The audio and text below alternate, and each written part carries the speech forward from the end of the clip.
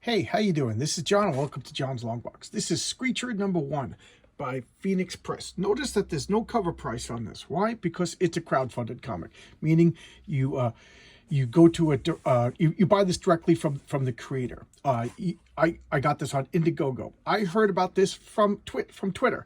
You know, because of my channel, John's Long Box, I have to have a Twitter account to promote my videos, and I've seen this guy. I see Phoenix Press, and he's been promoting, and he's kind of humorous and made me giggle a few times. I said, you know what? The guy made me laugh. The least I could do is buy one of his comics. He also, full disclosure, he actively asked for anybody with YouTube channels to you know, so he could send PDFs of his comic. And I didn't know he was going to send me a PDF. I thought I was going to get a preview copy or whatever. And for me, it has to be a physical comic book in my hand. I don't check out PDFs. So a couple of people have just unsolicited sent me PDFs and stuff like that, and I'm sorry, I just don't look at them. I'm not going to read comic books on my phone. I'm not going to read comic books on my computer. Comic books got to be in my hand. It's nothing against anybody. It's just old man stuff. So I didn't even look at it. The guy was nice. He sent it to me, and whatever. So I felt like not obligated, but I was like, he sent me stuff. I'm going to buy this comic. And I'm glad I did. I liked it. I don't showcase anything I don't like. So let's look at this stuff. I like this cover. I like the lens flare. Very cinematic. It looks like a movie. Cover, it's overly purple, you know, but it's supposed to be night and dark, and Screecher. And I like that logo. I also really like owl-based superheroes. Okay.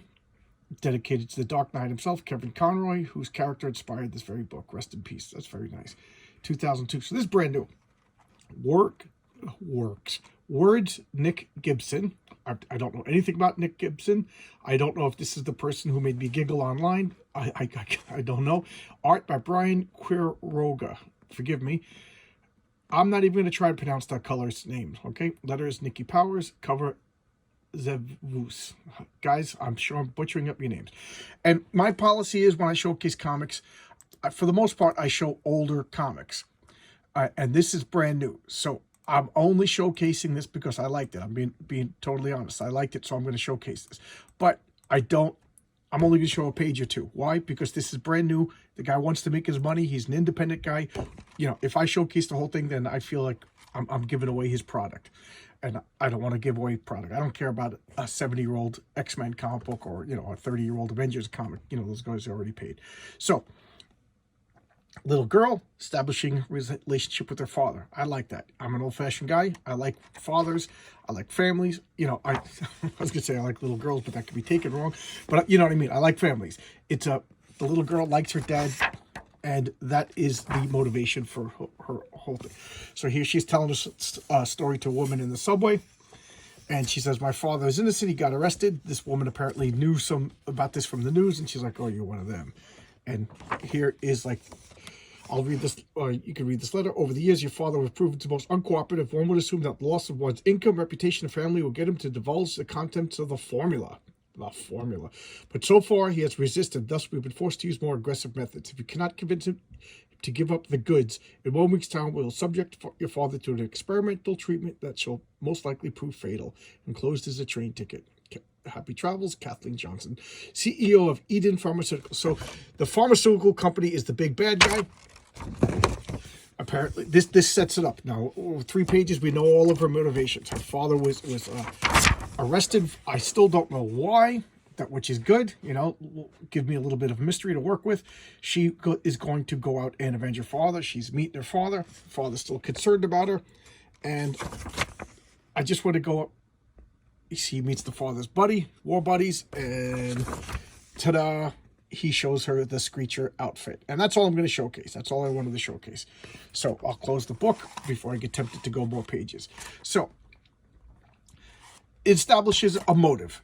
Right, you know, hits the ground running. It hits the ground running. It establishes a motive. It's you know, in the world of superhero comics, it's I hate to say it because I liked it, but it's nothing new, nothing groundbreaking. But you know what? It works for me. Girl is going to avenge her father against big business, against big pharmaceuticals, little guy against the big guy, David versus Goliath. We all love those stories. So we know why she's becoming a hero.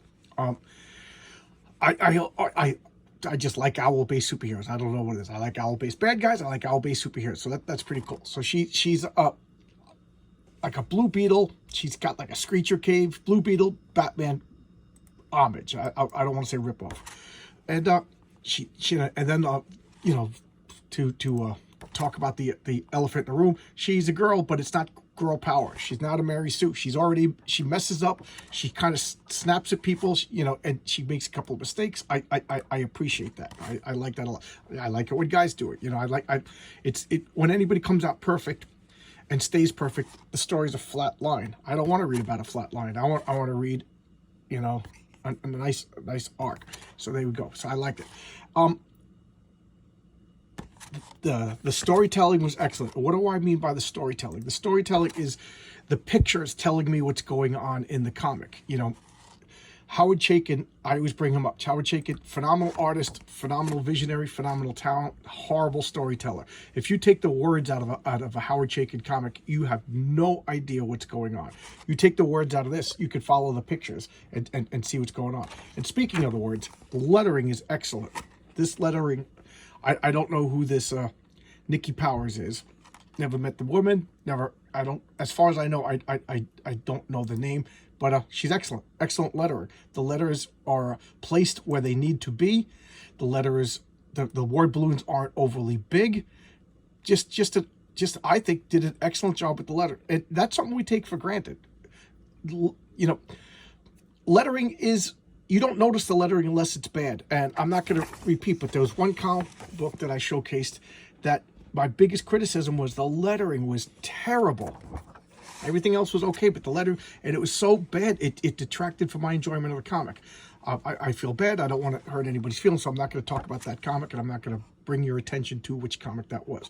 But let's just say that the second issue of that, the lettering was vastly improved. But the lettering in this is excellent. The coloring is good. My biggest gripe is I'm not a big fan of this artwork. It's Indy, and you know, and keep in mind, I just bought Bean World, so whatever. But when I opened it up, I was a little disappointed in the artwork. I was like, oh man, this just seems like amateurish. But you know what? By the end of the comic, I'm like, it works, it fits, and this is this comic style. So you know, we always say we never change our mind. So when I opened it up, I was like, oh man, this I'm not gonna like this. But by the end, I was engrossed in the story. I was, you know, the storytelling, the art, the color, everything worked. And my minor gripe was I hate to be mean, but the artwork was my favorite, but I grew to like it. It became like an independent, like kind of like a punk rock style that I ended up enjoying. And I think the art fits the character. She's, you know, she's kind of like a punk rock girl trying to save her father against like, you know, the big corporations and everything like that. Or at least that's what punk rock used to be back when you know, in the 80s when I was a kid punker.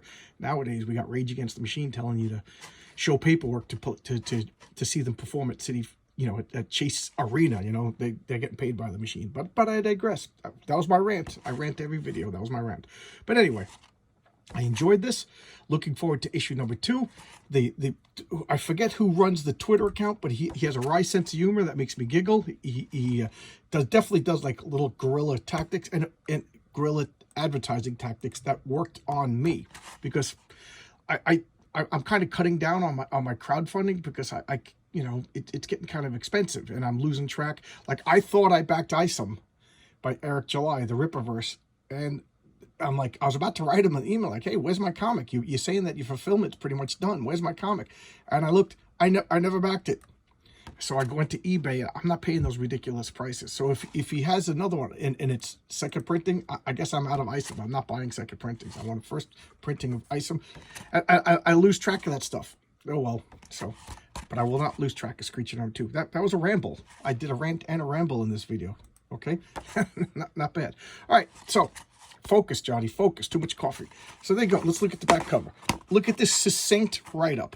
Avery Fletcher was a normal girl. That is until the day her father was jailed for a crime he did not commit.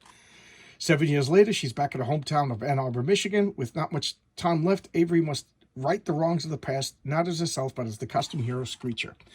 You know, I've seen it done before, and they did a good job. There's a lot of little tiny character touches that I really, really liked. Like the writing is top notch. Just beautiful little like interactions with people. Shows that this writer it's not his first rodeo. He's written a few things before. So let's close this off now before I ramble for another 20 minutes. Screecher was good. I don't know if you could still pick up issues that, you know, maybe the person who runs the Twitter account, I'll at them and they'll give you the information. I don't know, but it was worth it. It was a lot of fun. I look forward to issue number 2. There's questions that I want answered, and that's a sign of a good comic. Like, I want to know more. Like, are there other superheroes? Is she the first superhero? Are there powers? Is there magic? You know, all that good superhero stuff, you know. And I don't know any of that. The pharmaceutical hints at a formula. Is that the formula for superpowers? Or is that just a formula to cure the cold? I don't know. I want to know this stuff. So there you go. You did a good job. You piqued my interest. You got me. You did what a comic book is supposed to do. You got me to want to get the next issue. And that's ultimately the job of every comic book. So good job. Good job. I'll see you tomorrow with another video. And this is Screecher by Phoenix Press. All right. Bye-bye. See ya.